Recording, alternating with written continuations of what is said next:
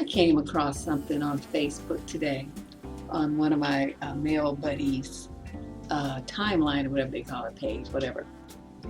And it was so ridiculously disturbing that I thought, this is a good opportunity to talk about some issues that affect the modern woman, young women in particular. The first thing that I noticed is this woman, she's married, she lives in Europe, in Paris, as a matter of fact, I believe it is. And she is promoting some program that she's charging women for to teach them how to become wives. Now, that in itself might not be a bad thing if someone, if that's really one of your goals. You want to, learn how to do that from somebody. But, I mean, who the fuck is she to say that she has the qualifications to do that? Especially since she's not a Black American woman. She don't know shit about what goes on over here. She don't know shit about USA niggas. She don't know nothing about, what a lot of women have to deal with living in Blackistan. She don't know shit. But she putting herself in this position where she just going to be trying to tell folks what they need to do to get and keep a man. Now, where I take issue with it particularly is two things that I saw that she stated in this thread that were just so hateful and demeaning towards women. I'm like, who the fuck will give this bitch a dime? Okay, number one, and I have screenshots up, so I have proof. I'm not making this up. It's easy for people to come and say, well, you said that this person said this. I took screenshots to make sure that I got the shit before it got deleted or she changed her mind or anything like that. So I have the screenshots and they will be appearing before your eyes in this video. Okay, the first thing she said was, a husband should be every woman's immediate goal if she wants to be a woman. What? Okay, first you put women in a position where they can't even identify themselves as women. You telling them that they're not qualified to call themselves women unless they are attached to some man. What kind of sexist shit is that? Like I'm saying, of course she's going to be promoting, saying stuff in a way that promotes her business affairs. I understand that. But in another sense, you don't need to degrade women like that to do it, to make them feel like they're nothing unless they have a man, and they're nothing unless they know that, that they are married. Okay, see, this is the same thing I've been battling against, this kind of mindset that is affecting so many young Black women here in America. It's making a lot of women depressed and anxious, and it reduces them to the state where they're accepting any old man that comes along because they're so focused on this having a husband thing. I don't like that mentality, that sense of anxiousness, and that feeling of desperation to meet this goal that is being instilled in young women. Okay, so she says that, okay. She turns right around and in the exact same thread says that if women who are raised in single parent homes are not qualified to be in a relationship.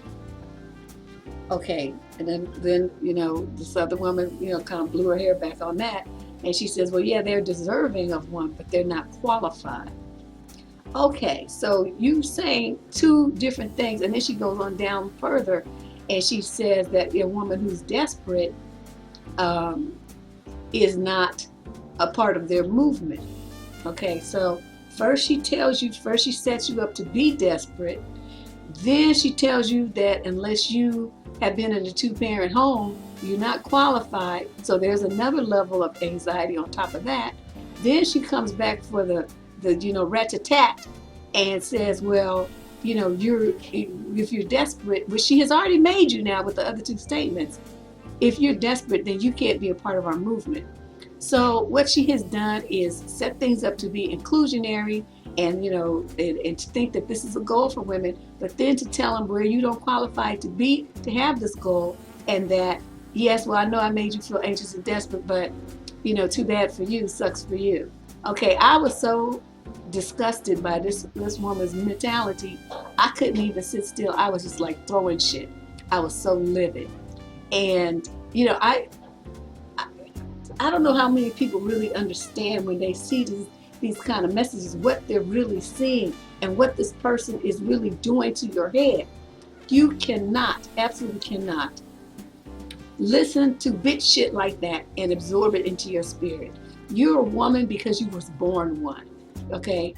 However you manifest that, whether you're gay or straight, I don't care. It doesn't matter. You're still a woman. You were born that way and you're going to die that way, and that's just the way that it is, unless you do something surgically to change stuff. But I mean, still, the structure of your body is still that of a woman.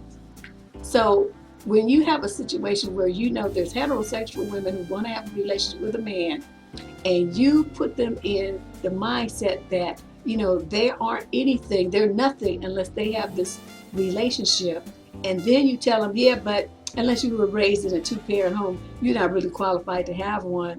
So I know that that's what you want, but you're not qualified to have one. What are you really telling them? What are you really giving? What kind of hope are you giving them and just snatching it away? I don't know. It was very disturbing for me to see that. And so then I asked a couple of my friends that I know were raised in single parent homes, to tell me about their experiences. And I also asked some friends who were like me and raised at home with two parents.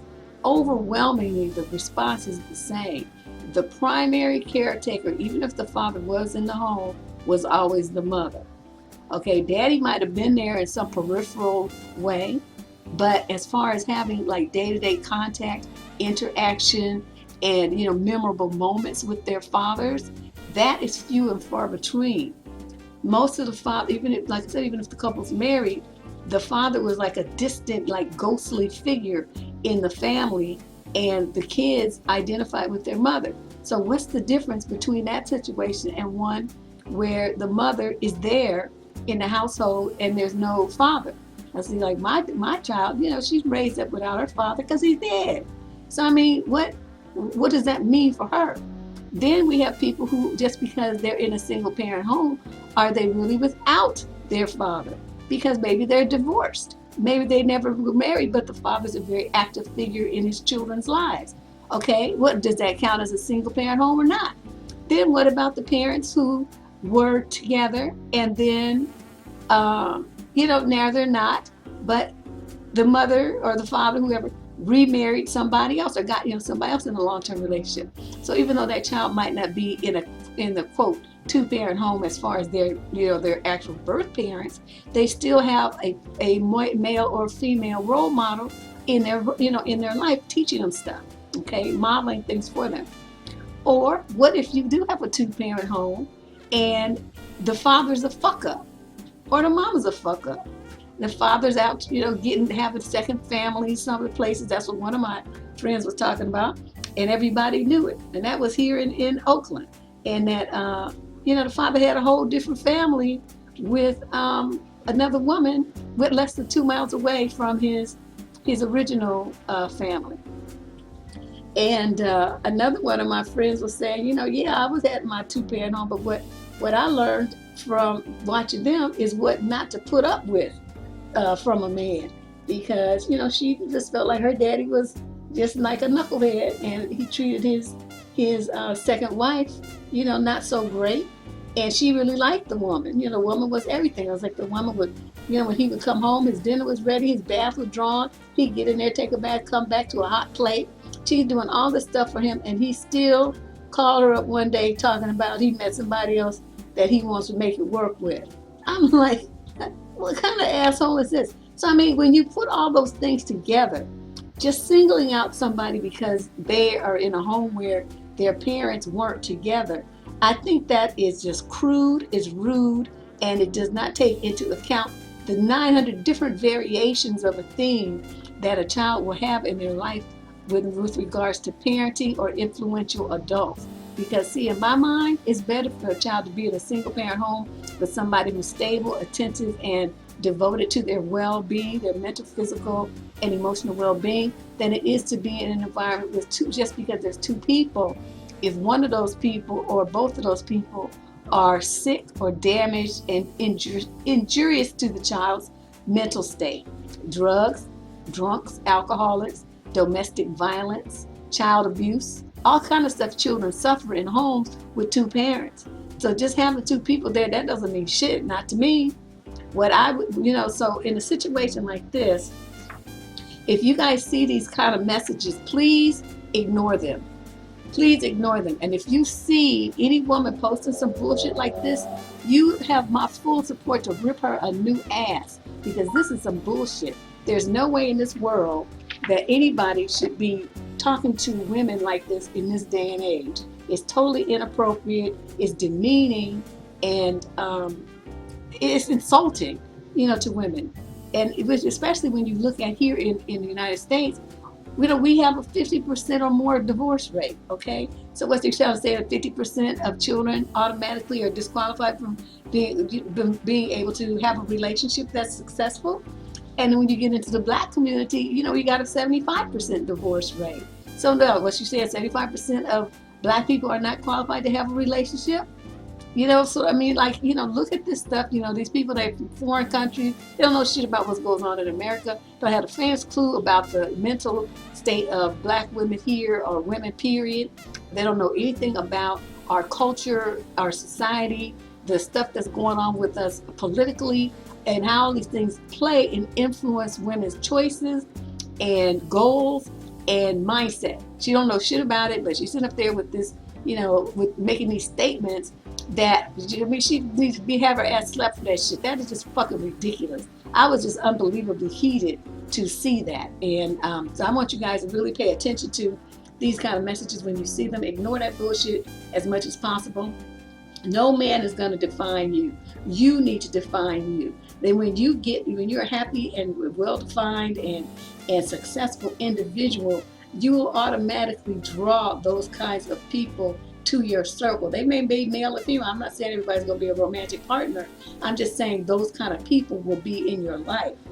And you got to be very, very particular about the folks that you have. And that's what I've been trying to educate you guys on, how to vet folks, and then what to do if they don't make the cut. They have the courage to cut them from your life. You don't have to stay with them. They don't have to be friends with them. You don't have to associate with them in any way, shape, or form. And you definitely don't have to put yourself in a position to be defined as a woman by the fact that you have a husband. Like, that should be your number one goal in life, is to be attached to some motherfucker. Oh my God. No, you be attached to you. I remember this one woman, she actually had a wedding ceremony and married herself, which I thought was going a bit far. I think she was in Houston. But I understood what she was doing, and I understood, the challenges that she had faced to get to that point. And she finally liked who she was, and that's why she had that ceremony. But in a situation like this, watch these mental manipulations. They're going to be coming at you from all angles, trying to make you feel bad and confused and depressed about your situation, so these folks can get up in your pocket. Fuck that shit. This is Deb Cooper from SurvivingDating.com, signing out.